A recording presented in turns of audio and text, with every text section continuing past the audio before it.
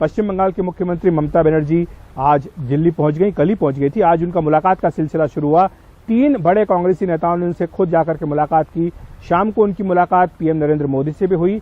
लेकिन इन सबके बीच सवाल ये उठ रहा है कि क्या ममता बनर्जी केंद्रीय राजनीति में दस्तक दे रही हैं, क्या 2024 की तैयारी कर रही हैं?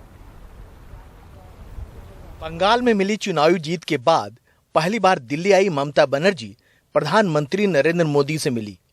बंगाल चुनाव में बीजेपी को पटखनी देने के बाद पेगासस जासूसी पर जांच बिठाकर ममता साबित कर चुकी है कि केंद्र पर हमले का कोई मौका वो चुकेंगे नहीं। इसलिए प्रधानमंत्री से इस मुलाकात पर सबकी नजर रही। पेगासस में मैं चाहती हूँ कि प्राइम मिनिस्टर एक ऑल पॉलिटिकल पार्टी मीटिंग बुलाए, मीटिंग बुला के सबको सब बात करके ओपिनियन लेके कोई ना कोई सुप्रीम कोर्ट से इंक्वायरी हम लोग को होना चाहिए। बीजेपी अभी से चेतावनी दे रही है कि ममता दिल्ली न आए। 2019 में उन्होंने किया था, सारे विपक्ष के नेता को कलकत्ता बुला के ब्रिगेड में सभा भी किया था, लेकिन नतीजा क्या निकला? मोदी जी 282 से 3 से 3 हो गए। दिल्ली बहुत दूर है, बंगाल को संभालने पहले मोदी जी होते हुए किसी को चिंता नहीं है, वो संभाल लेंगे देश को। बंगाल में बीजेपी को ममता ने जिस तरह से रोका, उसके बाद राष्ट्रीय राजनीति में उनकी हैसियत कितनी बढ़ी हुई है, शायद इसका एक प्रमाण ये भी था कि उनसे कांग्रेस के 3 दिग्गज नेता मिलने आए। पहले कमलनाथ, फिर आनंद शर्मा और बाद में अभिषेक मनु सिंघवी।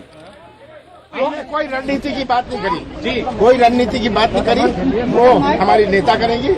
पर हमने देश में आज क्या स्थिति है, आज महंगाई, आज कानून व्यवस्था, आज ये दबाने और छिपाने की राजनीति, ये राजनीति पर आवश्यक बात करी है। बीजेपी का मुकाबला करने के लिए सारे विपक्षों को एक मंच पर आना चाहिए, तभी।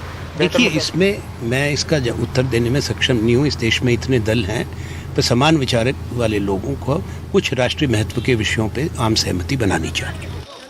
हालांकि अभी 2024 दूर है, बावजूद विपक्ष की गोलबंदी शुरू हो गई है। अपने जुझारू तेवरों की वजह से ममता इस गोलबंदी के केंद्र में हो सकती हैं, लेकिन सवाल है क्या विपक्ष अपनी दरारें भर पाएगा?